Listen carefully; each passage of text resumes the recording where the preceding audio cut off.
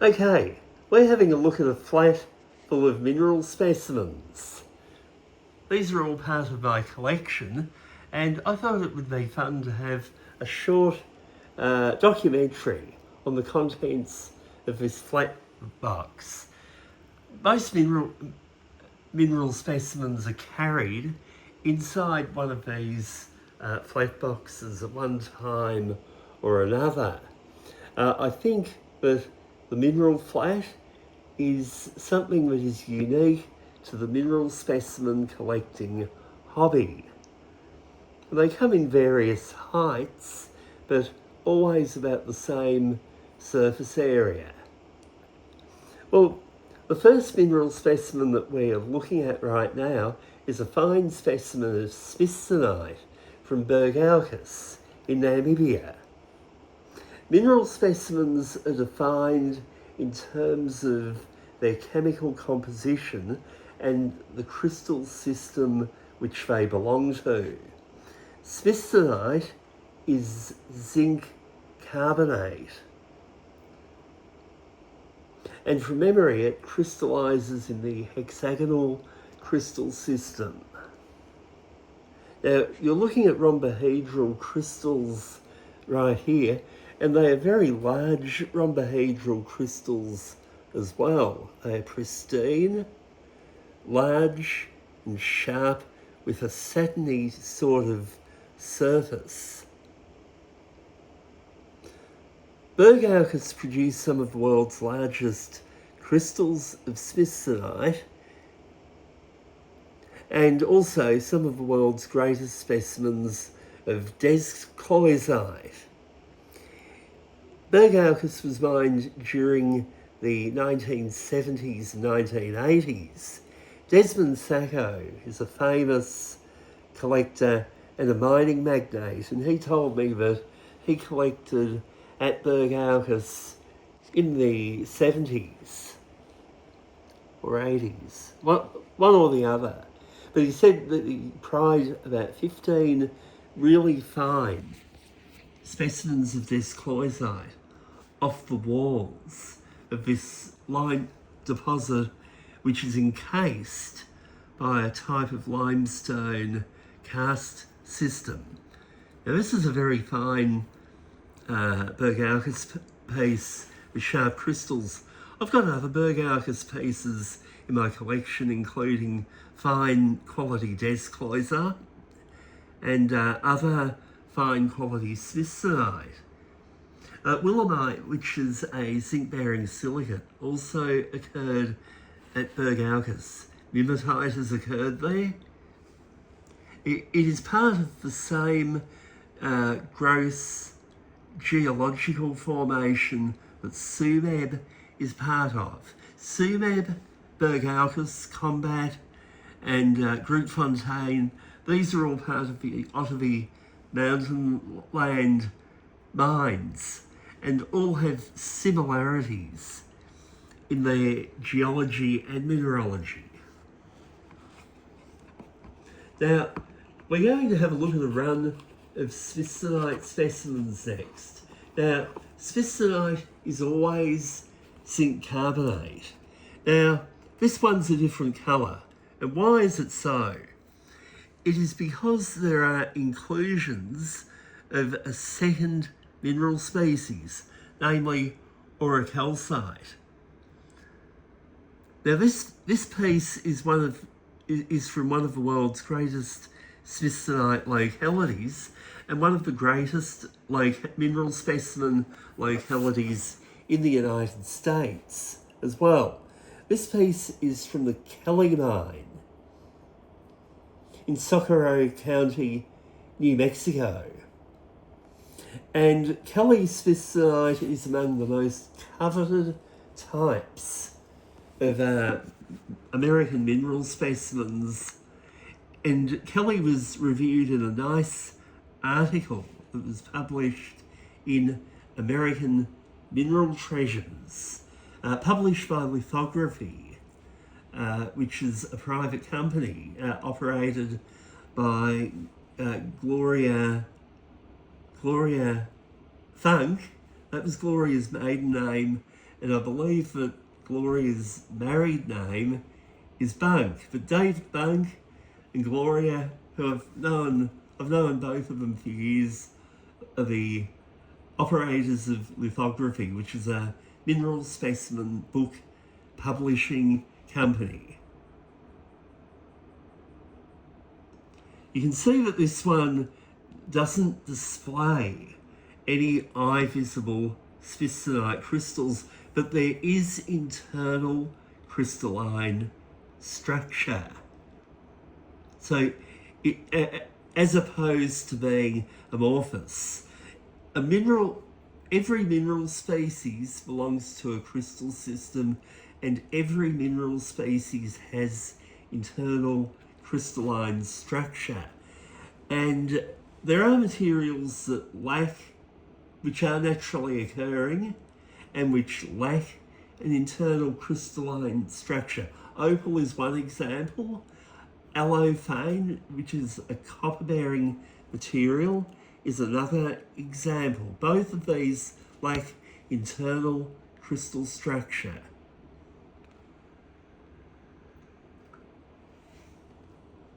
But spessonite, although it appears free-form on the outside and with no planar faces on the surfaces, there is indeed internal crystalline structure, and this spessonite is blue because it is included by thousands or tens of thousands of tiny needle-like crystals of aurocalcite.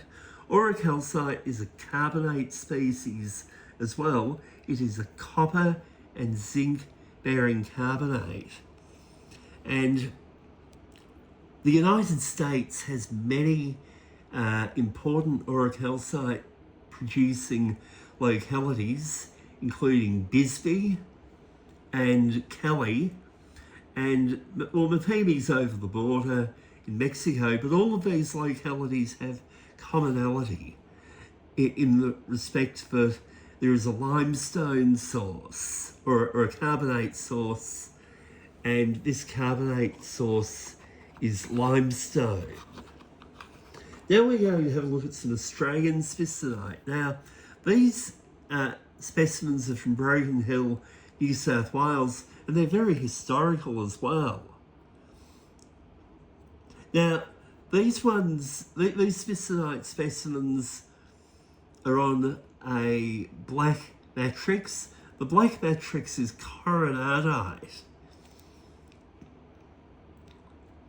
And these pieces are very pale green, quite a distinctive pale green, actually. But the reason that these specimens are pale green is the presence of divalent copper cations that have replaced some of the zinc cations in the spessonite internal crystal lattice.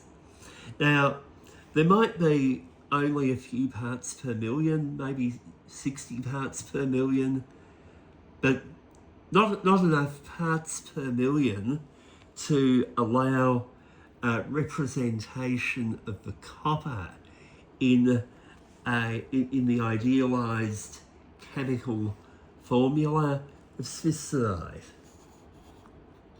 Now, green spessonite at Broken Hill, or at Specimen for that matter, or in Sardinia or other localities that produce green spessonite is much rarer than colourless spessonite. Now, this one here is also from Broken Hill, and it's about 3 inches across.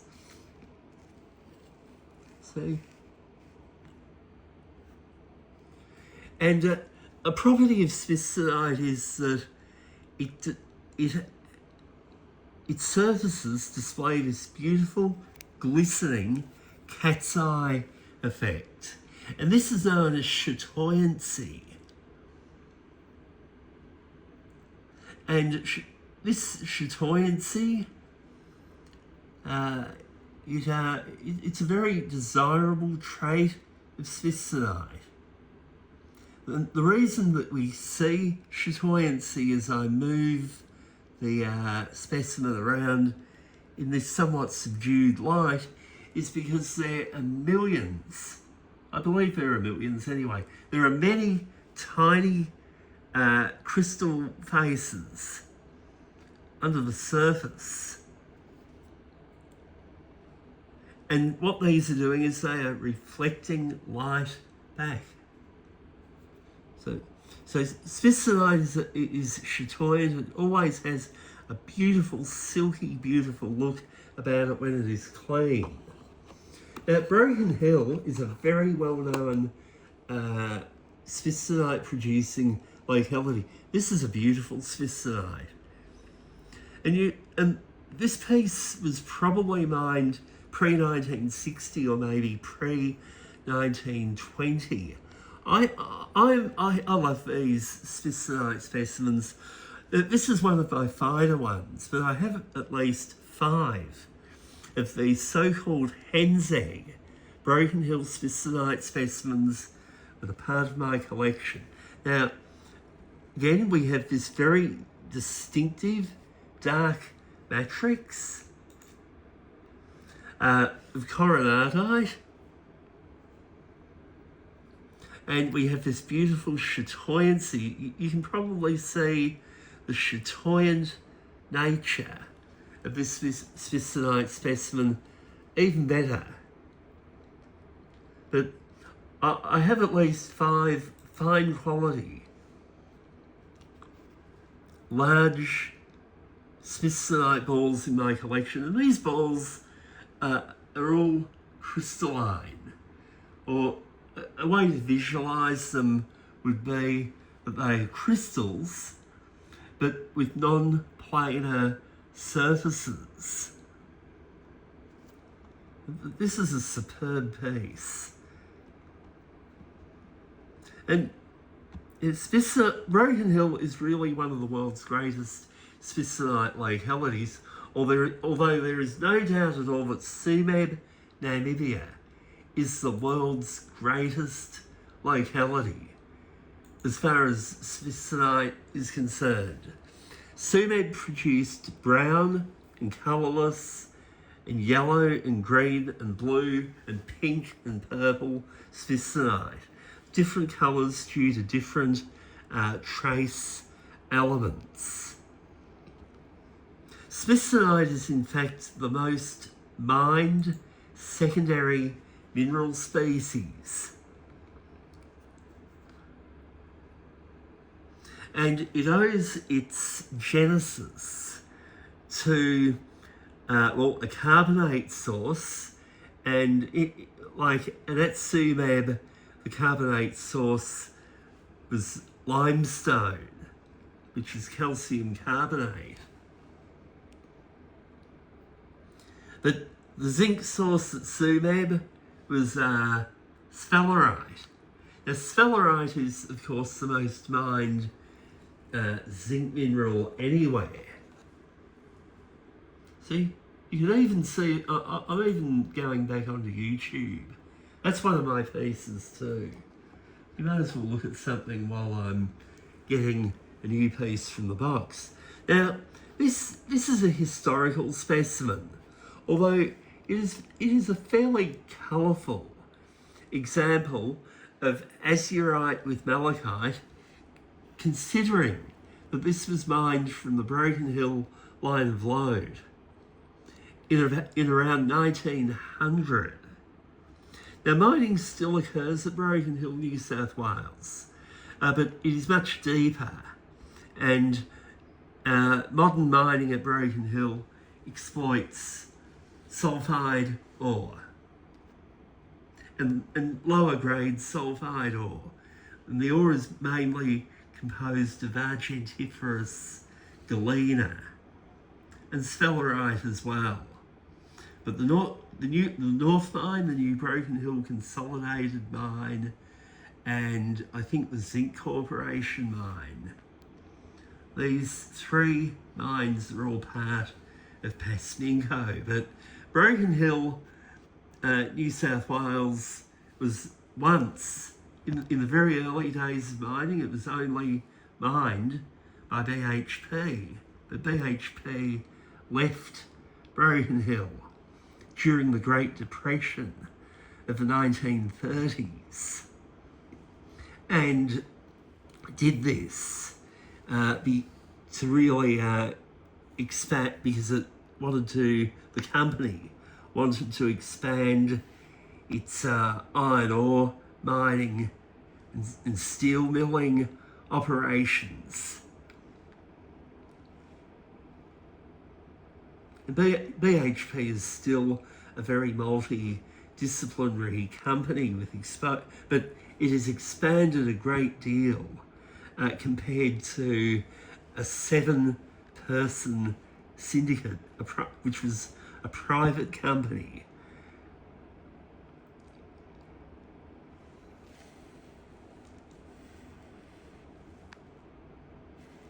So this is a colourful piece, considering the time it was mined in around 1900. Now, several copper minerals do occur at Broken Hill in New South Wales. Now, azurite from Broken Hill, production of azurite from Broken Hill probably predated. Well, it certainly predated production of most azurite from Specimen.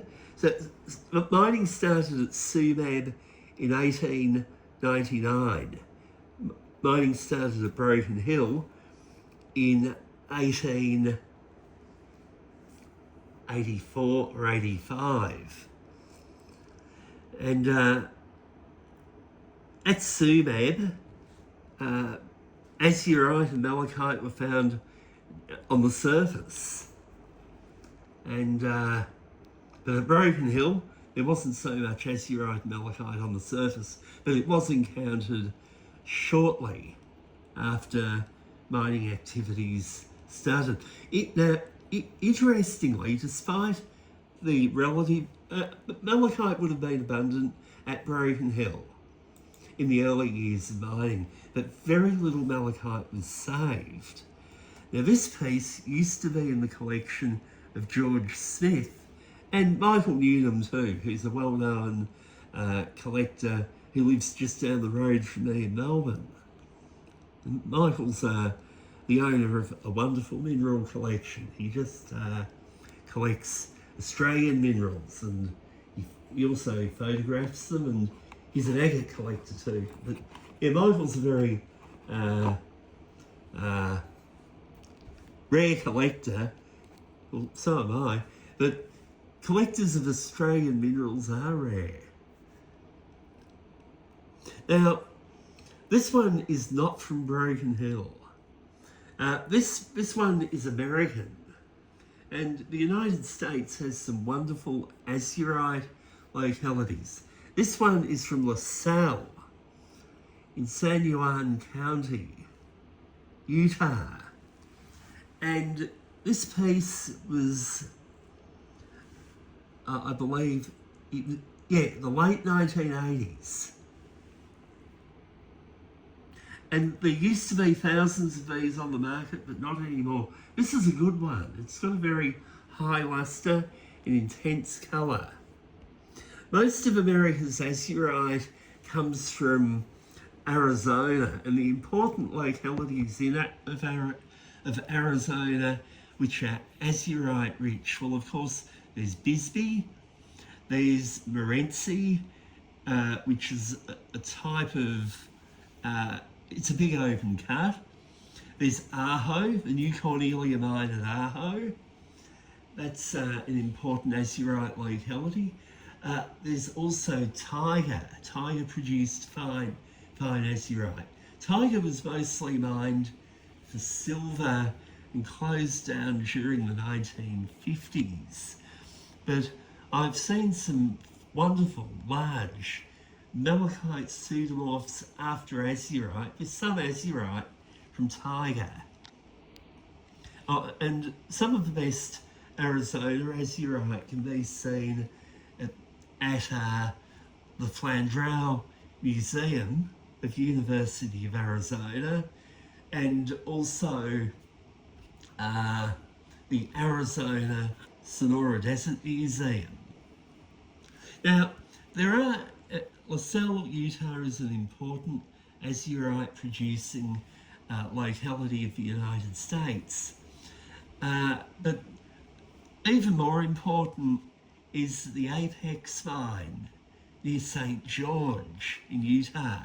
The Apex Mine produced rare azurite and malachite cast after gypsum. These are very rare nowadays.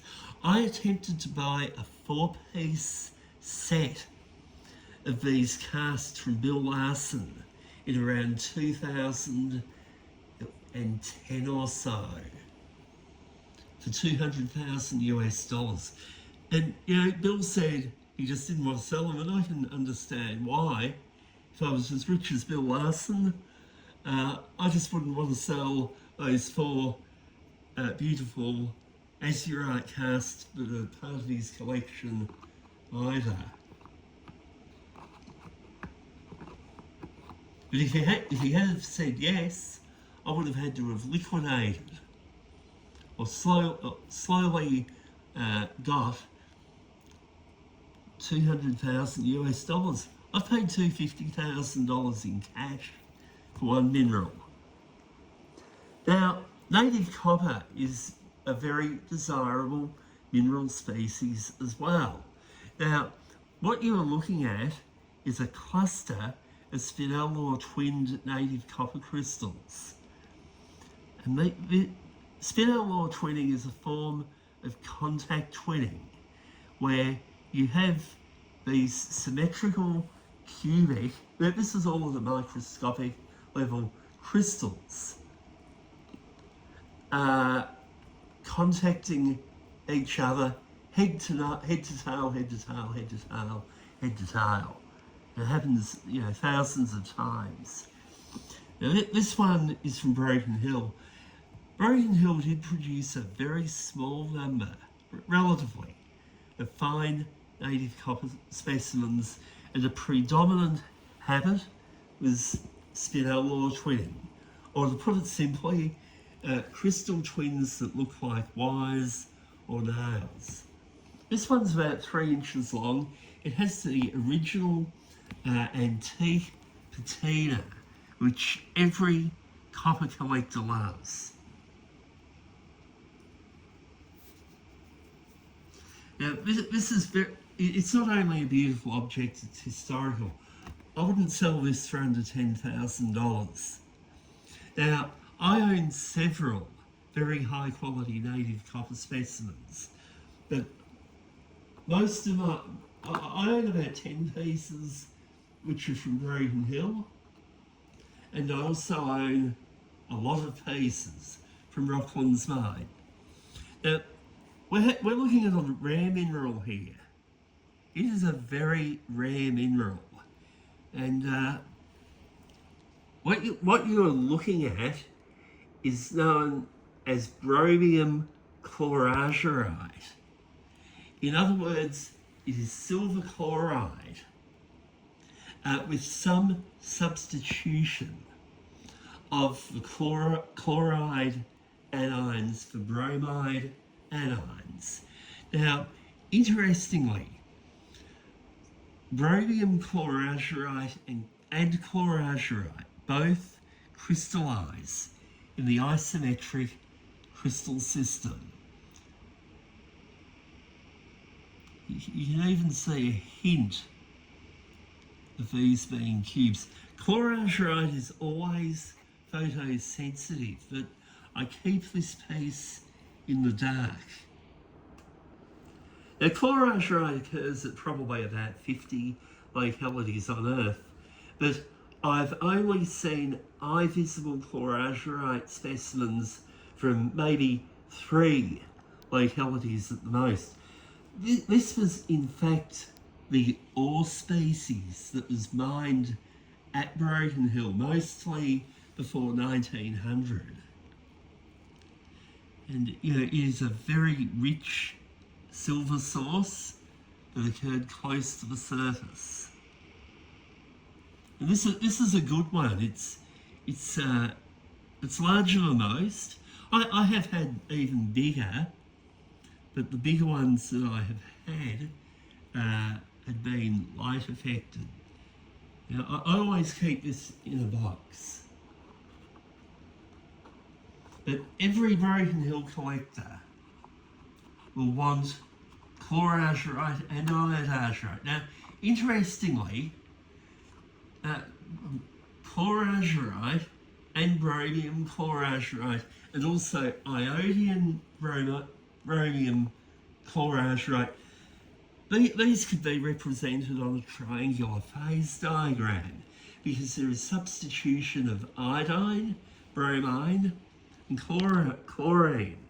But iodazurite, where there's, it is silver iodide with very little, well, with not enough chloride or bromide to lead to the species being crystallized in the isometric crystal system.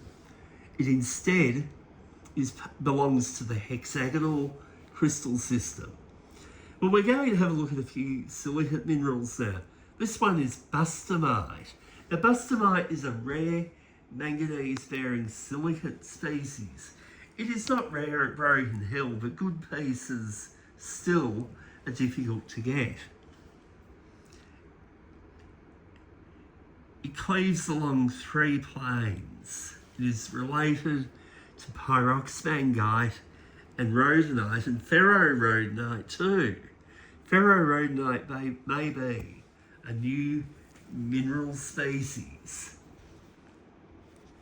Now, this is a good one because it displays a rounded termination. It's on matrix and it is intensely coloured as well. Now, another manganese-bearing silicate, but I hate these interruptions. It'd be nice if Apple was clear as to how you can set this useless camera so there aren't any interruptions. It's very annoying, just useless.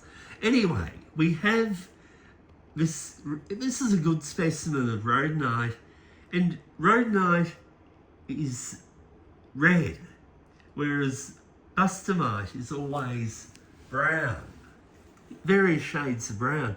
But this rhodonite specimen has something special about it, and I will explain. What we have on the side of this crystal is a little blue crystal of apatite.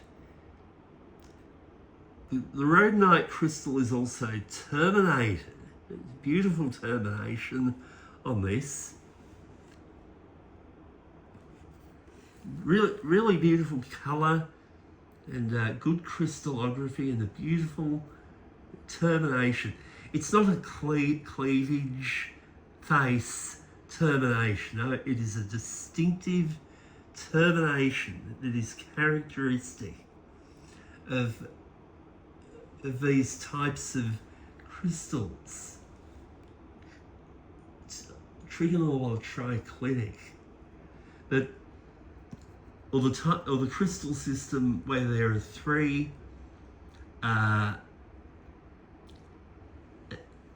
where there is an X, Y, and Z axes, each of different length, and none of the axes are perpendicular to each other. But rhodonite belongs to this crystal system. I'm not a great crystallographer, and I should have really refreshed my crystallography knowledge before diving into this video, but I value this piece highly because it shows this superb termination, and there's also galena, there's sphalerite, there's chalcopyrite, and there's apatite as well. And It's colourful too. Sits well by itself. I got this as part of the collection. Now, and this piece came from the North Mine. Most rhodonite and spessartine and other manganese-bearing silicates did come from the north end of the Broken Hill line of lode. Now, the Broken Hill ore body, interestingly, it's about a mile long, and the topography is that it resembles the shape of an inverted boomerang. Now, what we're just about to look at now, this is also a rhodonite crystal, but notice how it is very sharp.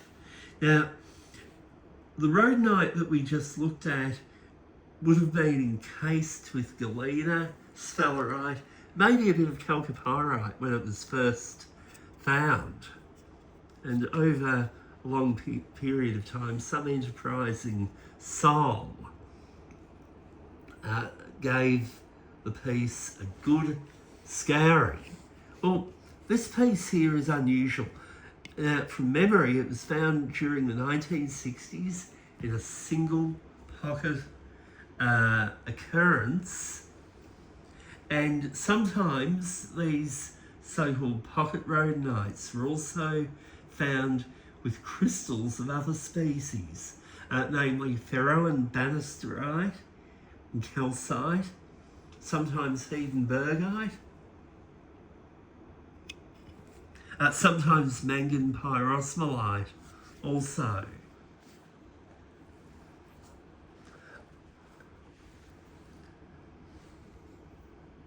But these are very rare. Now this one here, it isn't for sale at this stage, but it's worth about $2,500 US. They are rare, and if I went to Broken Hill right now with, say, 50 or 100 or maybe $1 million and tried to buy one within Broken Hill, I probably wouldn't be able to find one in Broken Hill. Broken Hill used to be a happy hunting ground for many Australian mineral collectors. I went there a few times. I even bought a few minerals there. I traded minerals there. But there isn't, it just ain't what it used to be.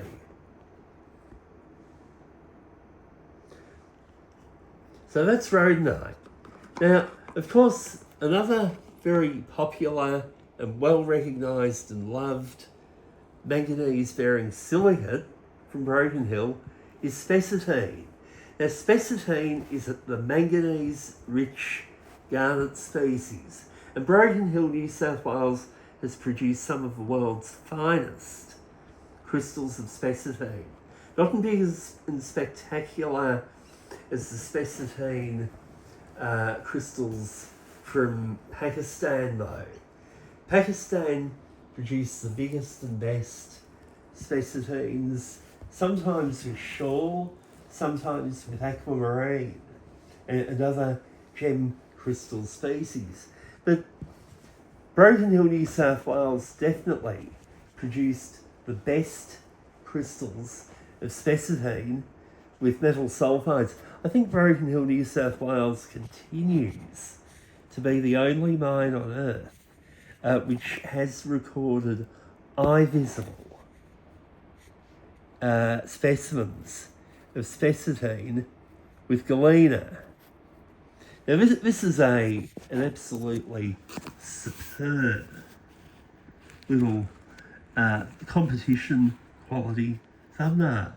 It is intensely coloured with exposed crystals. It's about 1 inch across. It'd be, this is a piece that I may trade out one day, but I'm thinking about building a thumbnail collection as well. And at present, I don't own many thumbnails, but this is a very elegant competition level Broken Hill spessartine with galena. I got this one from Michael Newman. Michael sells some wonderful minerals every now and then. And I wish I could buy his collection.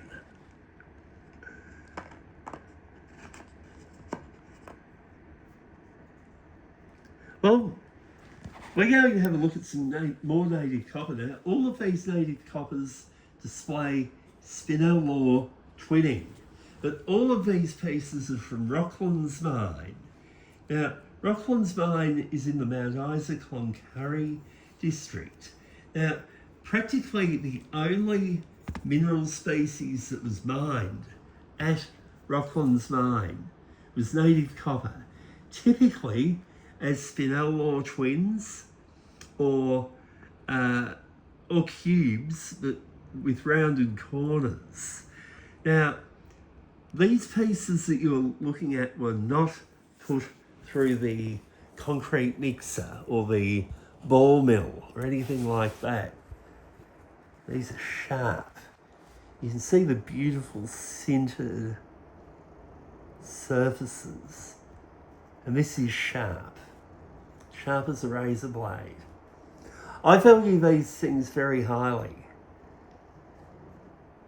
There isn't a glut on the market, but this is temporary. And I'll tell you one thing, this piece is in the top 1% of quality. Beautiful, original patina, sharp, spinel law twins. Now, I'm not just going to show you one Rocklands Mine copper. Now, I do a lot of business in northern Queensland for a man who doesn't travel so much. But let's just have a look at some more high quality Rocklands copper. There's a little bit of, okay, there is some rounding on this, but I don't know, nobody can say for sure how this rounding got there. If you look at Michigan copper with both spinel law twin crystallization and other types of crystals, a lot of Michigan copper and copper from other localities displays rounding as well. So, but one thing for sure, this is not heavily rounded. It hasn't been left in the rock tumbler for years or anything like that. This is a good piece. Every piece is different. See? Beautiful, sharp crystallization. James Gastineau introduced me to copper when he first met me through an advertisement that I ran in the Mineralogical Record magazine in 1994. He got me hooked on copper. I just love copper. I love copper, azurite, malachite, dioptase, and rarer copper minerals too, cuprite, leuroconite, cornatite, baldonite. I like the copper sulfides too. This is beautiful, sharp. Let's see some more. See? I'm just pulling another one out of box 2. See? Now this one looks like the snail. The snail native copper specimen. See? Spinel law twins. Beautiful, sharp. Every one of them has its own unique, natural character. And these are more or less just as they were when they were garnished from the copper-filled pockets. And these pockets, at in the Rocklands mine complex only really contained copper. Copper was really the only ore species that occurred at Rocklands mine. And these pieces that you are looking at today were all mined over 10 years ago. See? It's a very high... if I was going to sell it, I would want $3,500 for that. Because they are drying up very, very quickly. Now we're going to have a look at some more Rocklands mine in a few minutes. Let's have a look at a few more things. Now this is an American mineral, and this is from Butte, Montana. Butte is one of America's classic mineral localities. This is a very interesting primary copper mineral. It is energite. Now, energite is a copper sulfosalt species. Now, this is different though. It is not just energite. See, it has this blue patina, and that blue patina is bornite. Now, Butte, Montana produced some of the world's biggest and best bornite crystals too. Bornite is a copper iron sulfide, and although bornite is a common mineral species, it is rare as pseudomorphs. It's rare as crystals. But what we have here is we have this thick patina of bornite that has replaced the energite, and that's what sets this piece apart from other energite specimens. Butte, Montana produced some of the world's finest and best energite, and some of the best bornite, some of the best covellite. So it is a very important mineral locality. Butte was reviewed in Peter Bancroft's Gem and Crystal Treasures. Now, I suggest that anyone who does not have this book, you need to get it. If you want to be a serious mineral collector, you should have Peter Bancroft's Gem and Crystal Treasures. You can probably buy a copy off Amazon. It was published by Western Enterprises in 1984. And Peter Bancroft's book, Gem and Crystal Treasures, presented 100 gem and crystal and mineral specimen treasure localities of the world. And the 100 localities that Peter Bancroft saw as the world's 100 greatest localities as of the time of writing. Gem and Crystal Treasures is one of the great classics that every mineral book library should have and must have. Yes, I have 2 copies. My library consists of mineralogical record and Gem and Crystal Treasures, and I have a lot of books. I'll show you my library at the end of this video. But the only reason why my library is relatively small is because I do most of my research via the internet. The books are like lead weights to move. So what are we looking at now? What are we looking at here? Well, this is a rare mineral too. It is a rare mineral species. It is a copper mineral. It also contains cobalt and a little bit of nickel as well. So what is it? It is carolite. Where's it from? This particular piece here is from the Camoga South Mine, which is on Cambove River in Katanga Province in the Democratic Republic of the Congo. Now, why is this one so special? Well, it has quite a large crystal and it is on matrix. Carolite belongs to the isometric crystal system, but this has formed a nice, complex looking crystal. It is contacted on the reverse side where another carolite crystal impeded growth.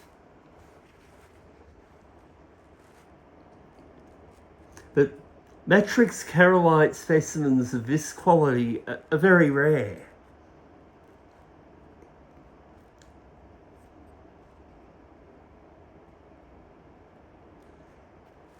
This is a decent sized crystal. Now, I have had much larger crystals. I still own a carolite crystal which is about 3.5 inches in diameter.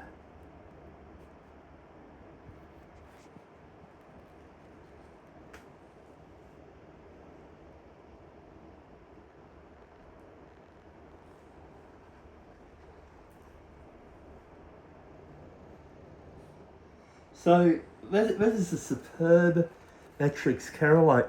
And Mike Kine, he's one of my cronies who lives in Marin County, on the other side of the Golden Gate Bridge. And Mike and I have been together as supplier and collector in two directions, well, since 2012. And that's quite a few years. I normally get about 4 shipments per annum from Mike. And I wish I could get more. He sells some good stuff. Now, let's have a look at another rarity. Now, copper-bearing arsenate species are uncommon. Now, this one is clinoclase. Yes, clinoclase is a very rare mineral. The type locality for clinoclase was Wheelgorland in England. Now, a type locality is the first locality that a mineral species is described from. And typically, when a type locality is described and published in a journal like the American Mineralogist, but what will happen is a pure sample of the new species will be retained at a museum where the mineralogist who described it works. Now, the specimens that are retained by a museum are known as type specimens. And these type specimens are a type of reference.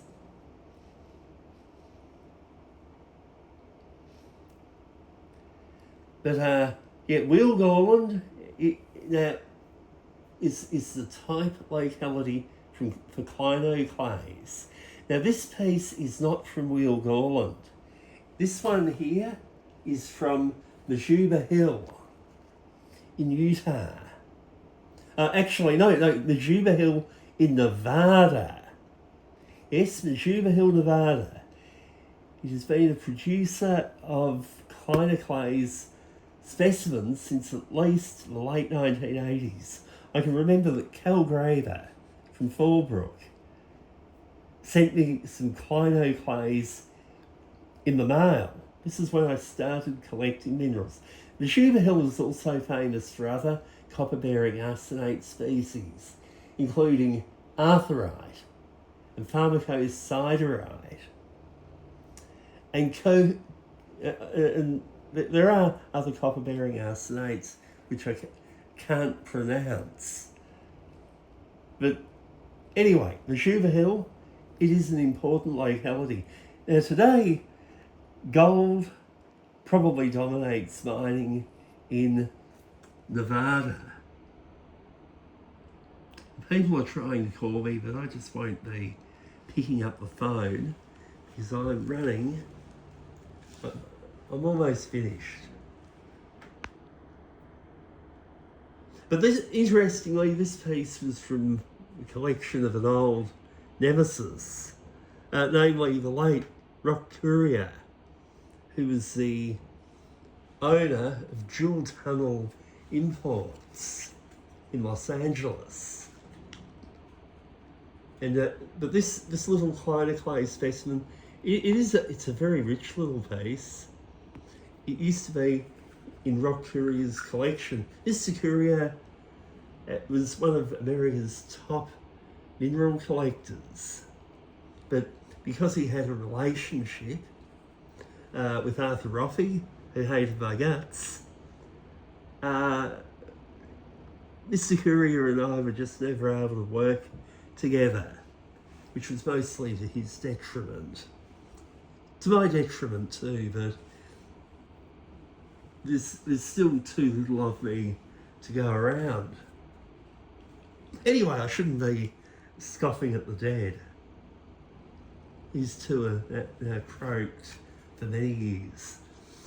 So, what's next?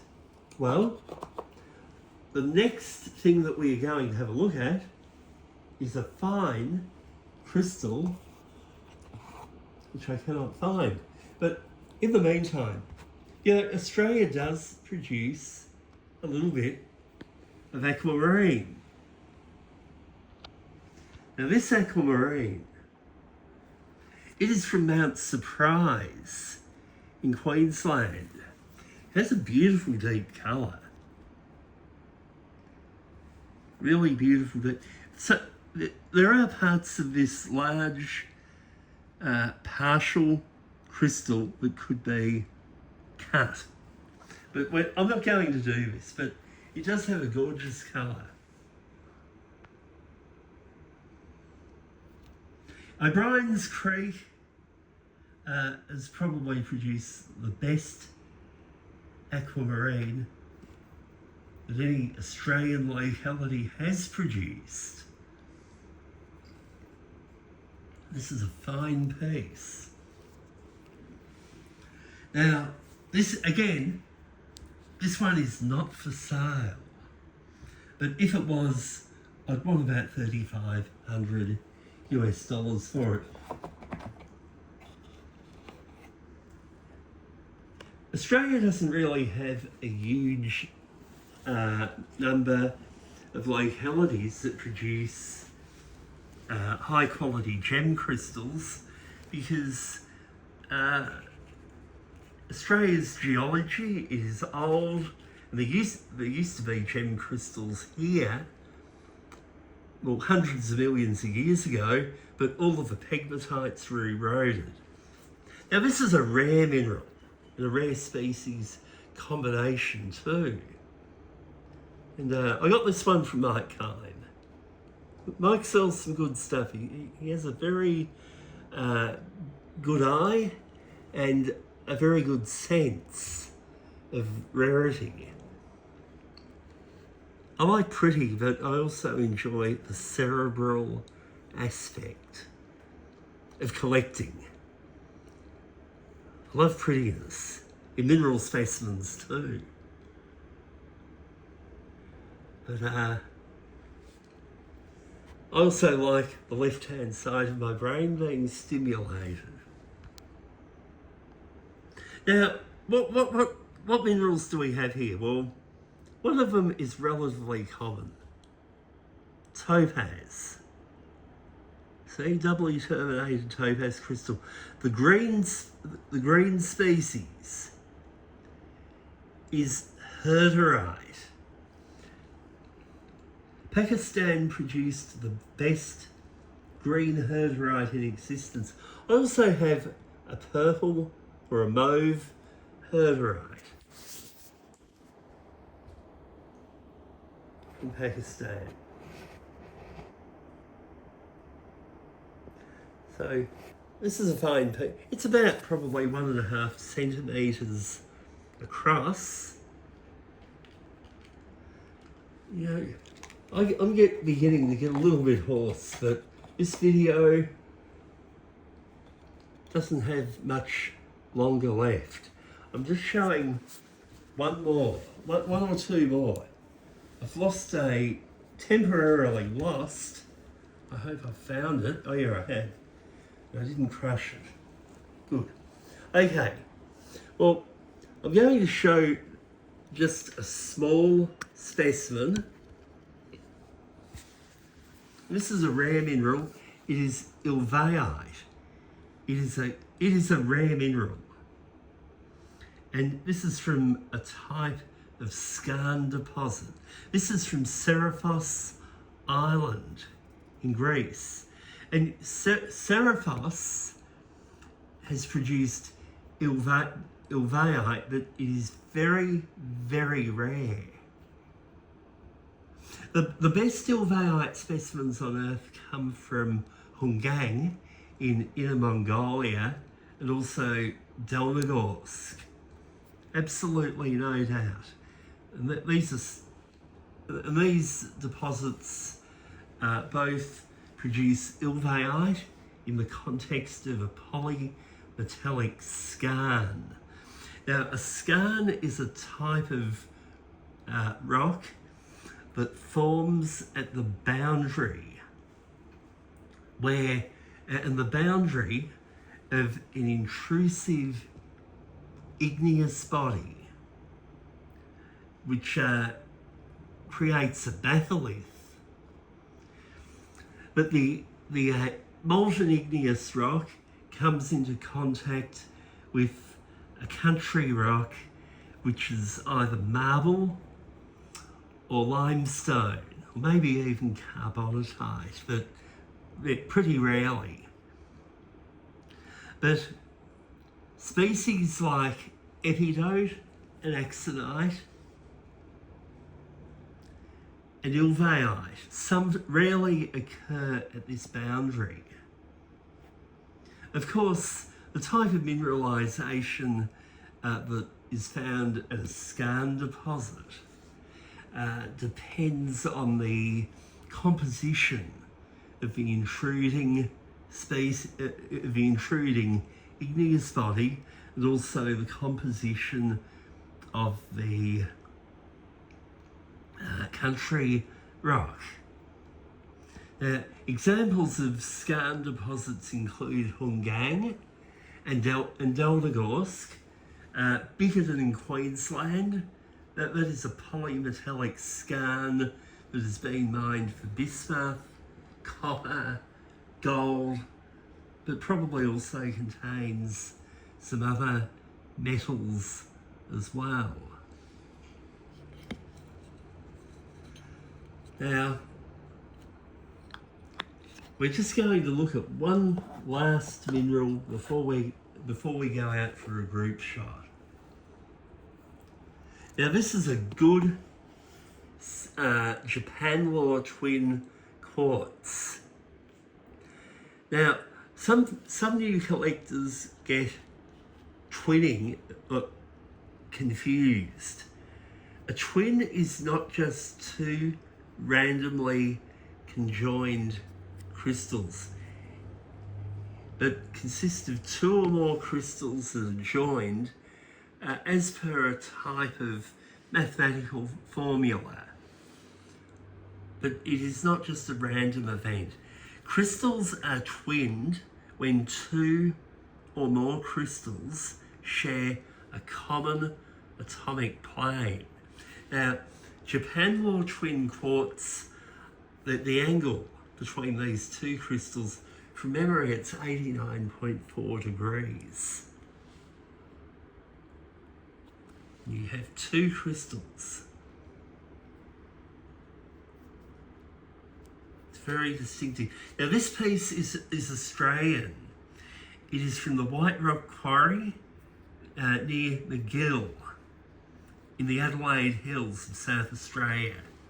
This piece was formerly in the Jeff Rondello collection. I bought Jeff's collection, or most of it, a few years ago, and this was one of my favourite pieces in the collection, and also some of Jeff's burra minerals.